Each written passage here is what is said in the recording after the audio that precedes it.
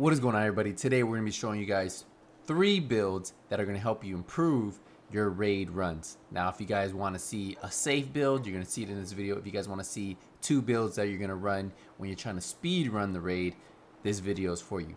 But before we get into this video, a portion of this video is sponsored by Perfect World, bringing you guys a new game called Remnant from the Ashes.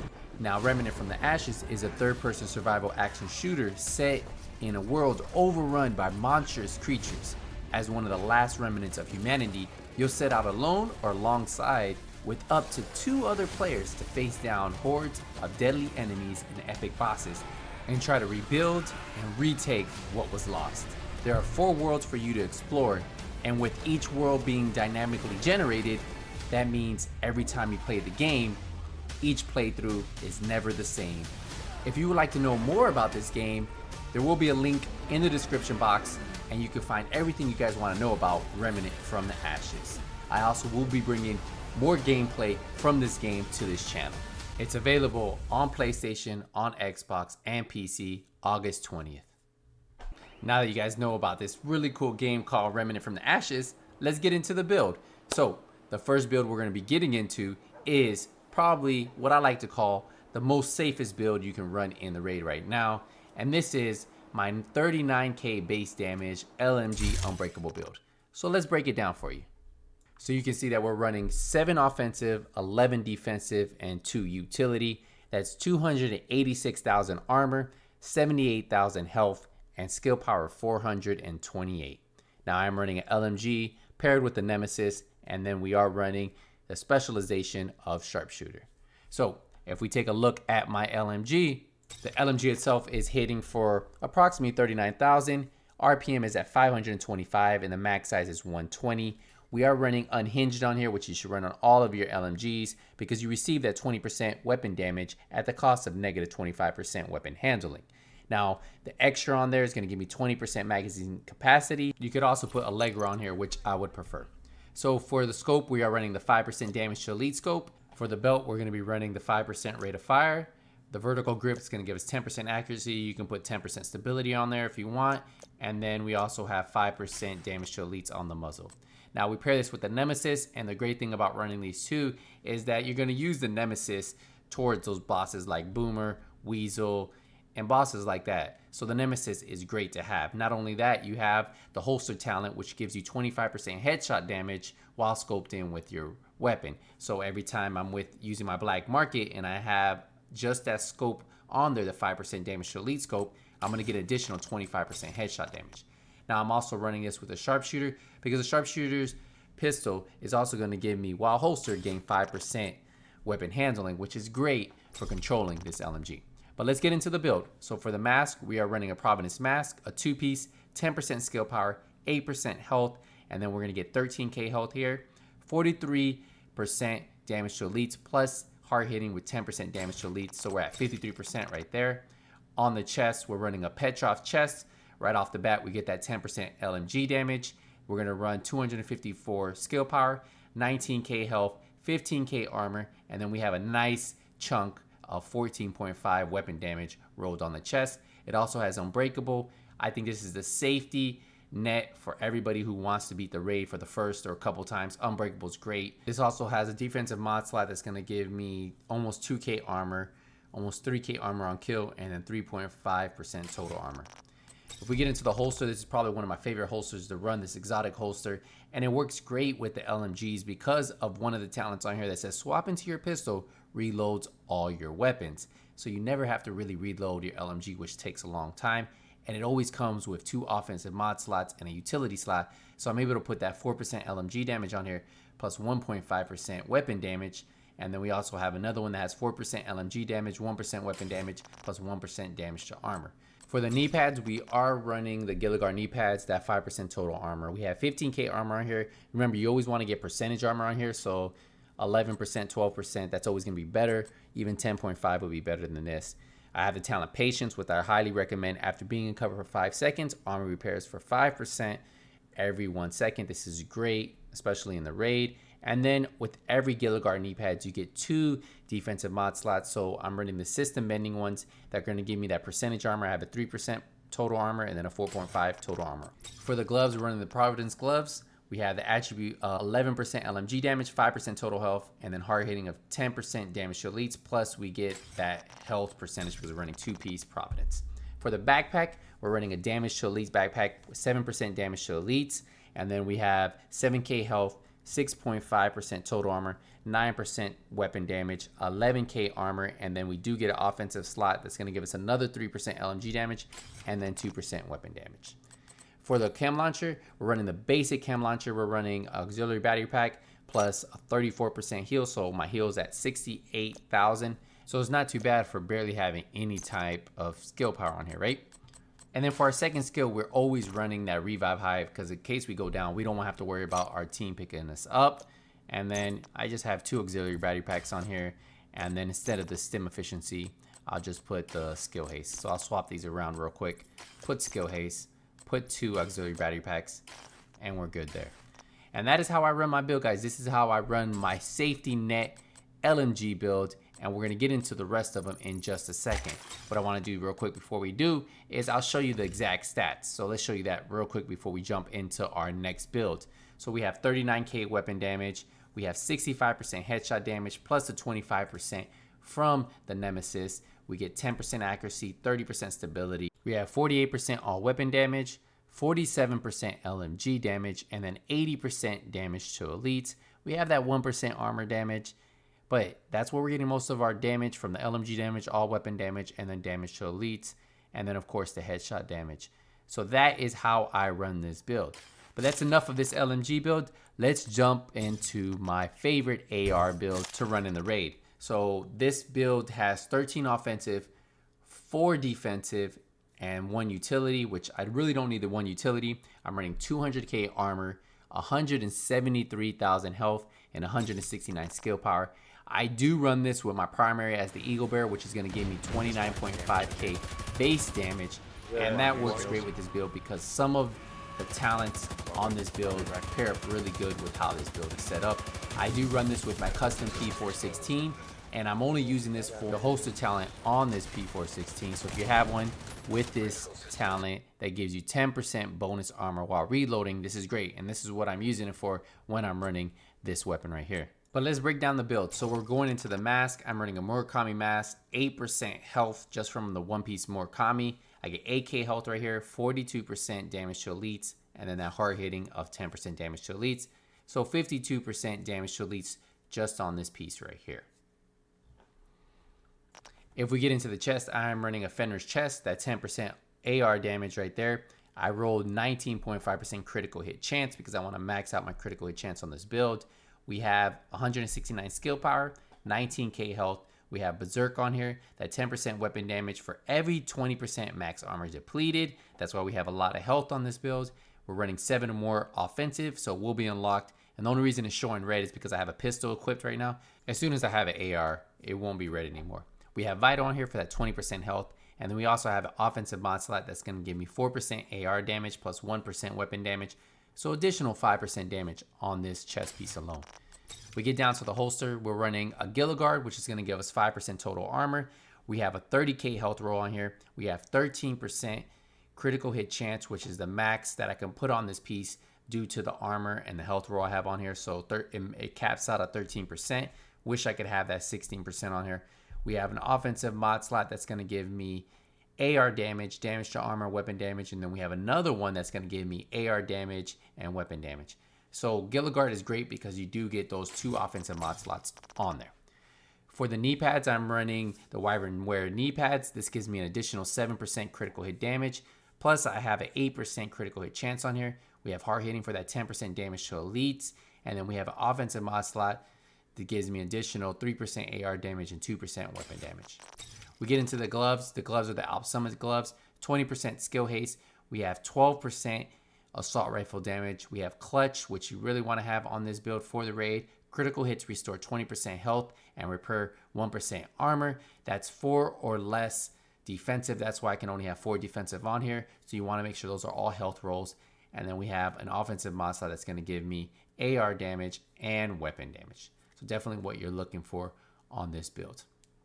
For the backpack, I'm running a 511 backpack. This gives me 5% protection from elites, It gives me 4.5% critical hit chance. I wish I could have a better roll here, a better weapon damage roll. We only get 3.5%. And then I get that 32,000 health roll that I rolled on here. I have vital and hard hitting. Now, ideally, if you can get some wyvern pieces, you could probably stack a little bit more crit damage on the build. But some of those wyvern pieces, like the backpack, are really rare to get. And I feel like these 511 with vital and hard hitting are a lot easier to find with the RNG in this game. And then we do get an offensive mod slot on there. So yeah, if you guys can find better backpacks with better rolls, definitely play with this build a little bit. But this is how I have my build set up. For the skills, you definitely want to go with the defender drone. The defender drone is going to save you. So what you're going to want to do, since you are running a sharpshooter, you'll put the duration one on. You'll leave the drone skill power unless you have something to put in there, and then you'll put this one all the way down, and you should have one for skill haste. So duration and skill haste is what you're going to put on here, because you should have sharpshooter unlocked. If you have better mods, you can unlock other ones. Go ahead and do it, but those are pretty much the ones you're going to be able to lock with the amount of skill power I'm running. And then I'm running the revive hive in case I do go down. Now let's get into the stats, right? Let's get into the stats of this build. So for the base damage on the Eagle Bear, you guys already saw almost 30k. Then we have 55% crit hit chance, 47% crit hit damage. I would like to get that crit hit chance up to 60% and the crit hit damage to around 60% too. Just need the right rolls. We have 55% headshot damage, 40% stability. Then we have 11.5% all weapon damage, 60% AR damage. We have 72% damage to elites. We have that 1% armor damage and 29% health damage because we are using an AR. And then of course you guys know our armor is at 200k, health at 173k. So yeah, this is how I run this build. If you guys saw that clip where I was shredding Boomer, this build works. It pretty much can destroy anything in its path. You're just a little bit squishy, and you have to learn to play this one a little bit different than the Unbreakable build. But once you learn how to play this build, you guys will have a lot of fun with it. But time to get into my final build, the sniper build. So I run this sniper build on Boomer or when we're on Weasel and we're all running snipers. This is definitely one of the builds you guys should put on there. It hits really hard. You see that 19.4 million. Yeah. And if you're looking for those snipe shots that drop Boomer, like you've been seeing people run 3 snipers, the running builds just like this. But yeah, this is my go-to build. We're gonna break it down right now. Remember, this is the sniper build I run. I don't run this through the whole raid, but I do run it for those sniper bosses. But let's get into it, right? So it runs 11 offensive, 5 utility, 0 defensive because you don't need it, because remember, this is about dropping him in 1 shot, 2 shots the max. Now I am running 178,000 armor, 27k health, 1400 skill power. So let's get into the build. I'm running a surplus SVD, 91k. Now the talents you want to run on this are naked. You can also put on ranger, something like that if you want. Naked actually works really good if you can have a little bit more health, because remember, when you deplete your armor, you get 50% increase headshot damage when your armor is depleted, but you do have to run an 8x scope or higher. So I ideally would probably put on the sharpshooter, the one that gives you that 45% headshot damage. That would be great. This also has optimized 15% weapon handling, and the third talent, don't even really worry about it. So the way I have it modded, I am running that damage to elites scope on there. And remember, you get 25% extra headshot damage because the nemesis is holstered. But if you want, you can actually run this scope right here that gives you that 45% headshot damage. Just make sure you unlock the rifle in the sharpshooter class. I'm running +5 rounds, stability on the angle grip, and stability on the muzzle. You can put that 5% damage to elites on the muzzle if you want. I'll let you decide that. If you need the stability, run the stability. If you don't, run the damage to elites. Now if we get into my nemesis, look at the base damage on that bad boy, 576,000. That's base damage, guys. Base damage right there. And then for the pistol, I'm just running the sharpshooter pistol. Put whatever you want here, doesn't really matter. I don't really use it for anything. Now let's get into the build itself. So one of the key pieces to this build is this Sokolov mask. You guys are gonna say, why run a Sokolov mask with SMG damage? You don't use SMG. Well, the Sokolov mask is gonna give you 2 yellows and a red, plus you can put spotter on here, so you're able to roll damage to elites, Skill power will be on there, skill haste, whatever. You just use that to unlock spotter. And spotter, remember, 20% weapon damage is towards pulsed enemies. So an additional 20% damage on top of that nemesis, and you can roll some pretty high damage to elite rolls here. Now my piece caps out at 39% due to the armor being pretty high and then the skill power roll being pretty high. So if you can get a low armor roll, some low skill rolls, you can probably push this damage to elites to the max roll on there. But mine will cap out at 39%, which sucks because I have some nice 45% rolls that I want to put on there. If we get into the chest is probably one of my favorite chest pieces you want to pick up for this, the 511, because you get that 5% protection from elites. But a lot of times you can get 2 red, 1 yellow roll, and that helps me unlock spotter. Plus you can get hard hitting on here, and then you get 2 offensive mod slots. So I rolled 19% headshot damage on here. Ideally, if I could have a 15% weapon damage roll and a 19% headshot damage roll, this will let me hit so much harder. But, you know, I'm losing it there because I had to pick one or the other, and I decided to roll that 19% headshot damage on there over the critical hit damage that was rolled on there, which I wouldn't get any benefit. Now, the 2 offensive mod slots, look at this. 5% marksman rifle damage, 1% weapon damage. Then at the bottom, we have 5% marksman rifle, 1% weapon damage. So an additional 12% weapon damage just on the chest piece. We get into the holster. The holster is the Heraldi. You want to have a 3-piece Heraldi because you want the 10% accuracy, 10% headshot damage, and the 10% marksman rifle damage. Now, you do want to get a yellow roll here, and you want the Heraldi one that comes with a talent. So this one comes with skill power. I was able to roll hard hitting on there, and then it always comes with the offensive mod slot. So sometimes you can get one with just one attribute, no talent, and offensive mod slot, but you want to get a holster just like this one. And then look at the offensive mod slot. We get 4% marksman rifle damage and then 1.5% weapon damage.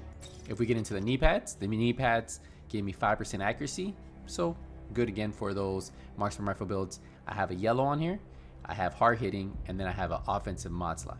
So these are the knee pads you want to go with. This is the final piece I needed to unlock spotter.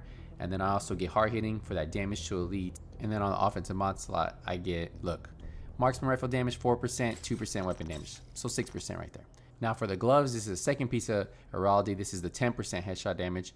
I have 11% marksman rifle damage on there. I have wicked 10% weapon damage to status effect enemies. Now as long as they're burning, you will get that extra 10% weapon damage. So I hit a little bit harder. And with Boomer, you see how he did it. Now, if we're not going to run some type of status effect, this is where you could put damage to elite, hard hitting, or precise. But for any enemy that we can get a status effect on, I always run wicked. There's no better talent that you can roll than wicked on these gloves. Now, if we jump into the backpack's going to give me the final piece of Heraldi. I get that 10% marksman rifle damage. And this has some pretty good rolls. It had 8.5% weapon damage. It had 6.5 critical hit damage.